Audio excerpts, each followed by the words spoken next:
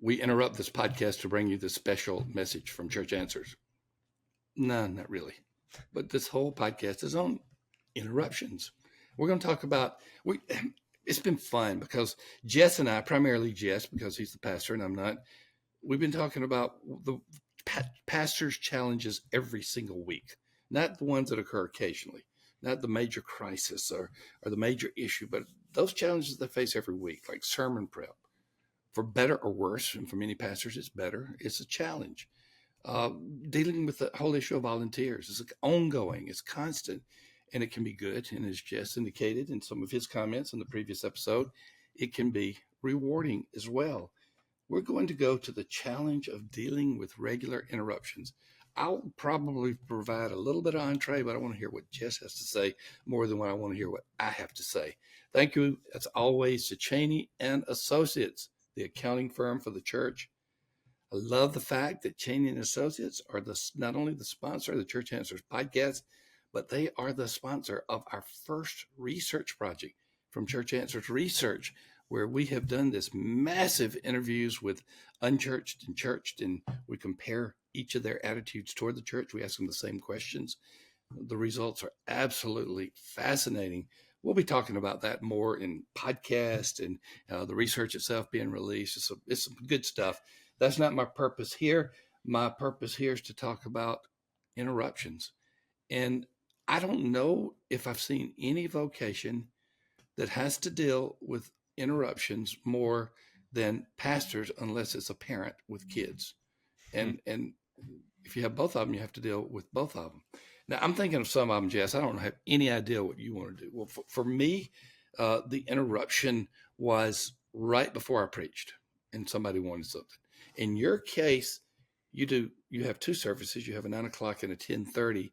And my guess is one of the more challenging would be after the 9 o'clock as you're getting ready for the 10:30. People that are leaving the service want to talk to you. People that are entering the service want to talk to you. I don't know. I don't want to speak for you.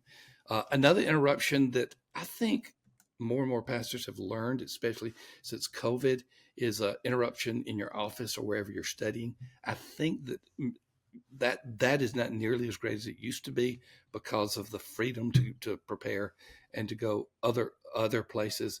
But I don't know where you want to go with this, but I know that pastors deal with interruptions. I hear it in our audience and to our tribe of Church Answers. By the way, come be a part of the Church Answers membership and come be a part of our community. You get the benefits are incredible. Just $9.97 a month, and you can interact with 2,000 of your peers every single minute if you wanted to. Well, not all 2,000 there every single minute, but on an ongoing basis. So we'll put the link in there so you can look at our membership. Jess, talk to me about interruptions as a pastor. Is it the same? Has it been over your pastoral ministry for about 10 years? Has it changed? Are there some things that are more pervasive in your life, in your ministry than others? Tell me about your interruptions. One thing that hasn't changed is this question. Hey, pastor, do you have a minute? Yes. And I hear it all the time. And depending on when and where I hear that question, depends on my answer. Going back to the pre-service interruption. If someone comes up to me, hey, pastor, you have a minute? I'll go, I literally have 1 minute. Like, and I'm not trying to be rude, but literally the countdown on the screen's going on and I have to be back up there. And so, there's ways to handle those interruptions. Sunday morning, talking about the Sunday morning interruptions. I just had to create for me, and I hope my heart hear this on. I've had to create a little bit more of a boundary for those conversations. And there are times when people between services, before services, after service is a little bit different. But when the service is getting ready to start, when someone says, hey, do you have a minute?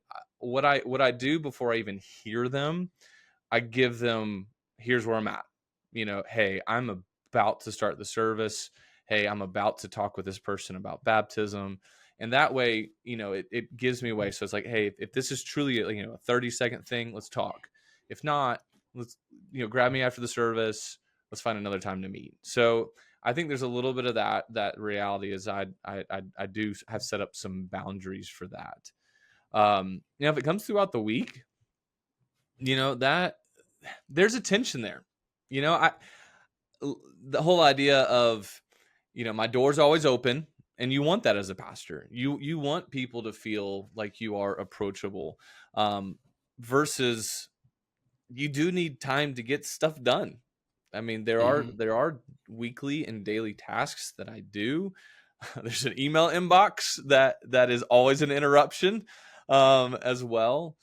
And so there's that balance. And so I just feel like it really comes down to discernment, and also it comes down to pattern.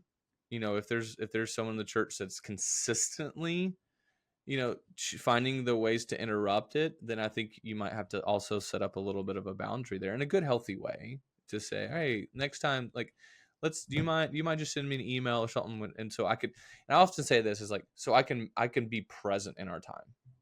And that's the key thing. If I know that if there's an interruption that's going to happen and I can't be present with them, I'll explain that to them. Like, here's what's going on. Hey, I'm in the middle of my sermon prep. It's a Tuesday. It's a big sermon prep for me today.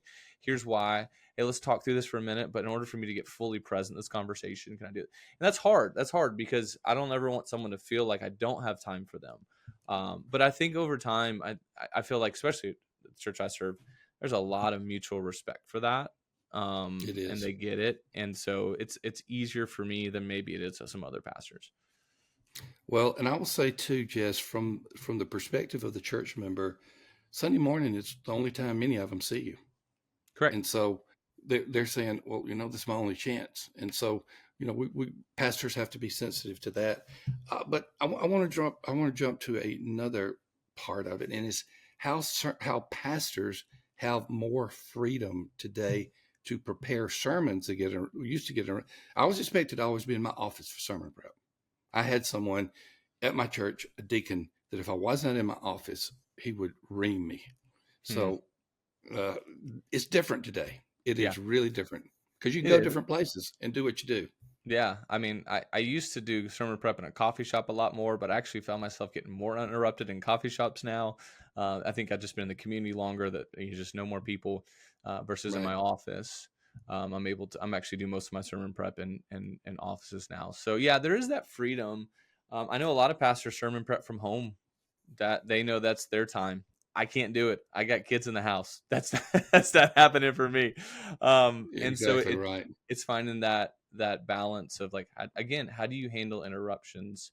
And one of the things that I'll do, kind of going back to even Sunday morning, non-Sunday morning, if someone's wanting to meet, I think you got to understand too, if it's a moment of crisis or not. And I have become a little bit more proactive in saying, well, before we sit down and talk, like, what is this about?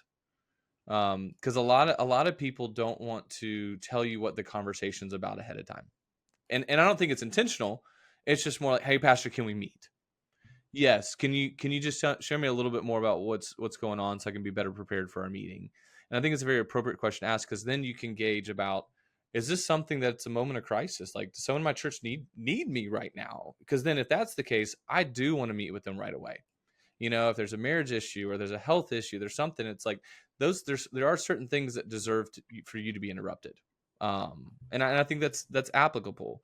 But if it's something like, oh, I want to, talk about this future ministry, great.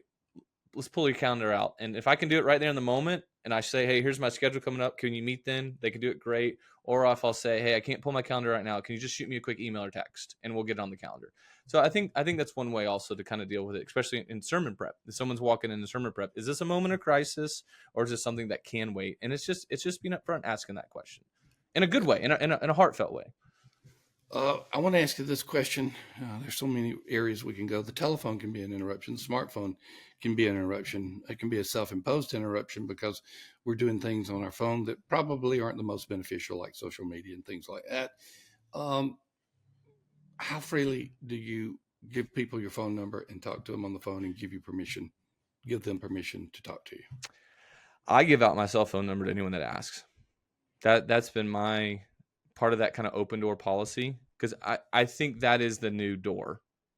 If that makes sense. if people, I mean, I do have people stop by the building and actually come to the office, literally open door. But I think that if you're withholding your cell phone number or your personal contact information for members, right? I mean, someone you just met, you may want to, be a little more cautious or just give an email versus a cell phone. But anyone in the church that is committed to coming to my church body and they want to know my cell phone number, I give it right away. Sure.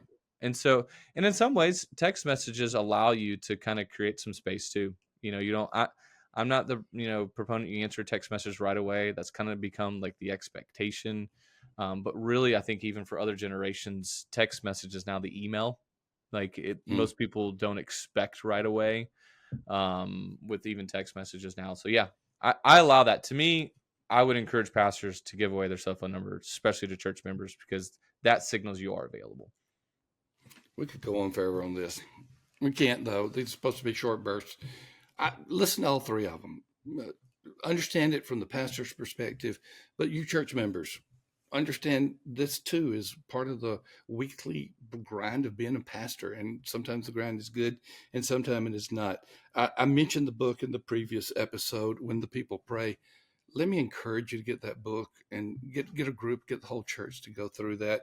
It's 30 days of praying for your pastor. So I encourage you to do that. I know that at Jess's church and at Sam's church, my two home churches, that I probably am violating something theologically doing that, but my two home churches, uh, several people in those churches have taken that book and done it. So I'd encourage you to do so. Go back and listen to all the episodes if you have not, on the interruptions and the other challenges that pastors face. Look at them, listen to them, pray for them. And always, thank you for being a part of Church Answers. We'll see you, or we'll hear from you. If this is the day that we released them, it'll be next week. Otherwise, whenever you decide to listen or view them, we'll talk to you then. Have a great day.